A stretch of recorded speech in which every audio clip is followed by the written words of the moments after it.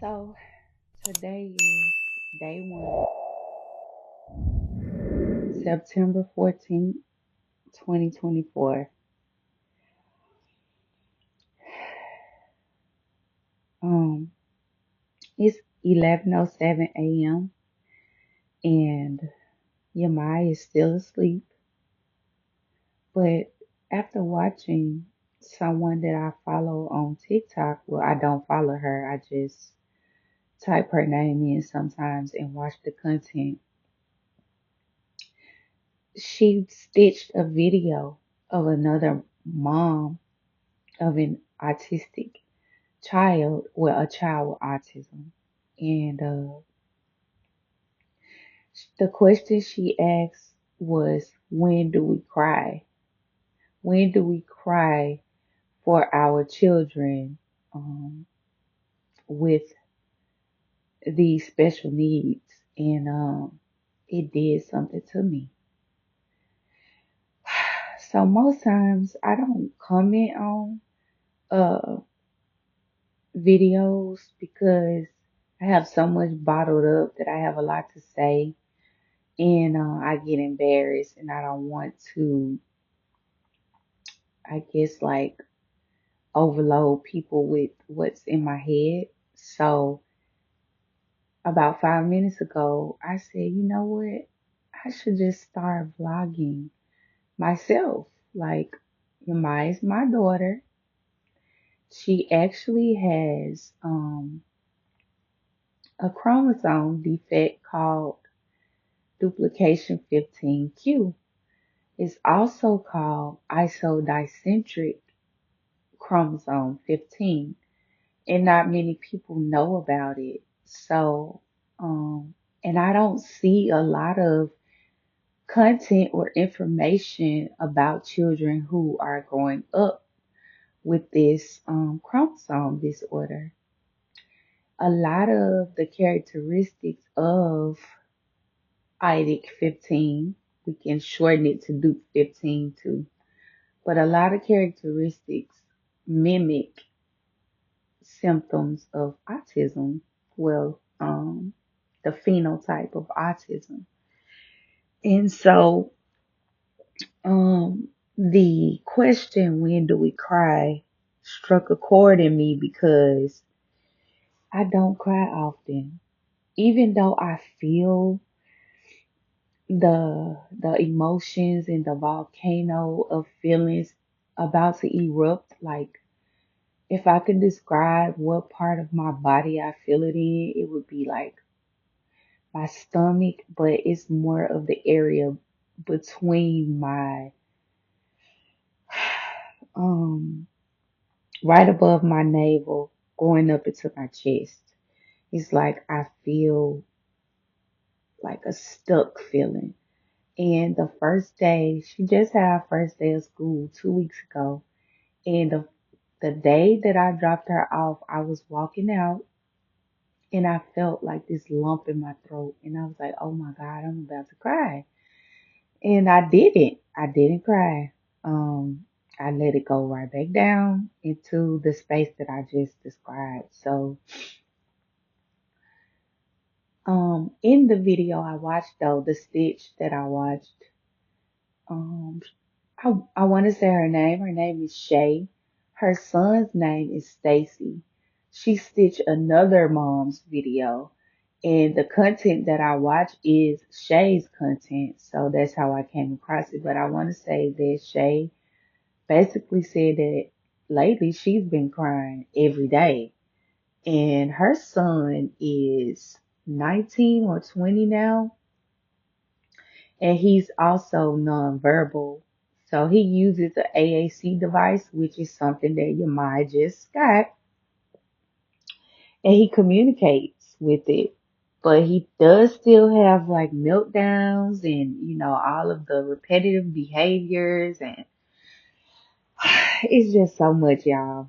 But my purpose for the vlogs going forward would be to basically give a day in the life, or just to be able to vent and let my feelings out about raising a child who has special needs.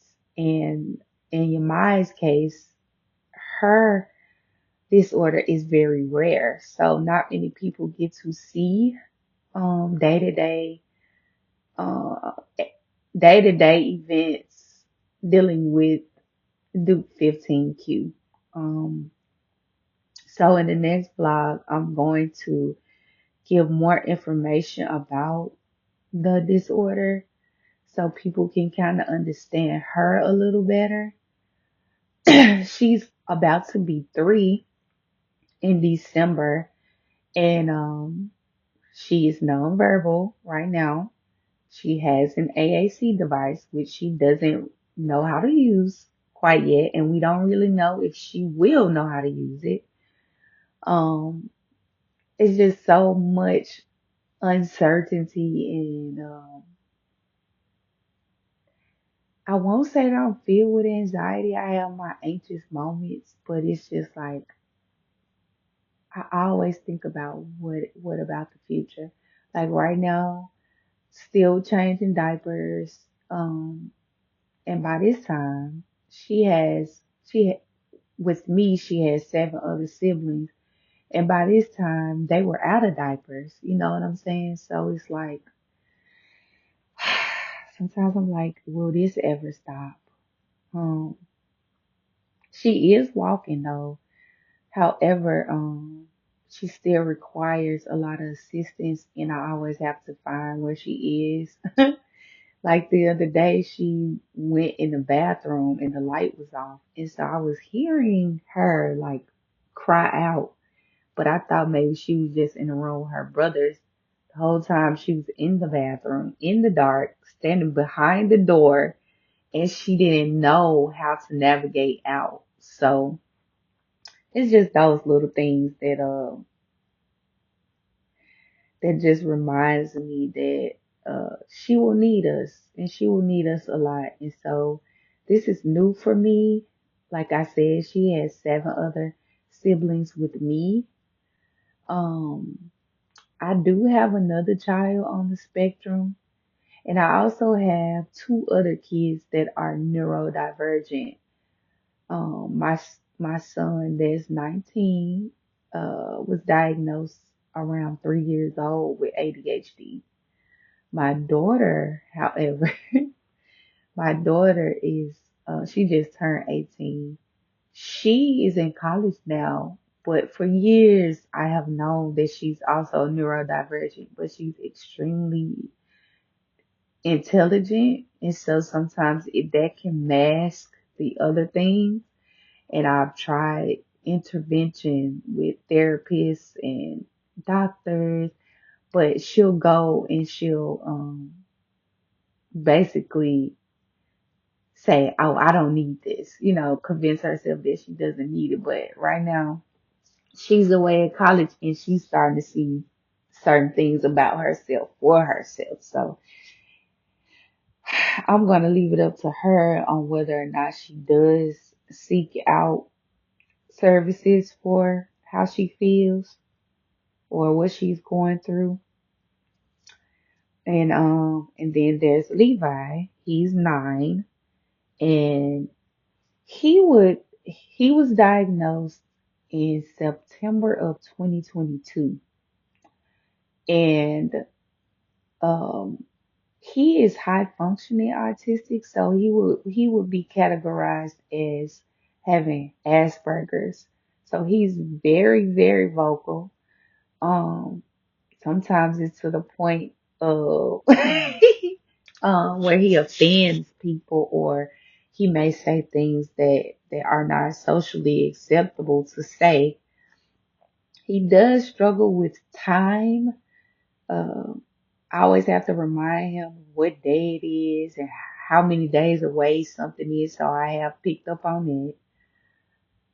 He doesn't have a lot of challenges, but if you know him, and of course I'm his mom, I can see it, and it's harder for other people to see if I don't tell them like, hey, he's autistic. So anyway, um, I'm not in any parent groups. I was in a parent group on Facebook, but I'm not on Facebook anymore.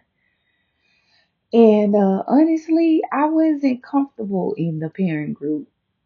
Not because the people did anything, it was just because so much was going on, and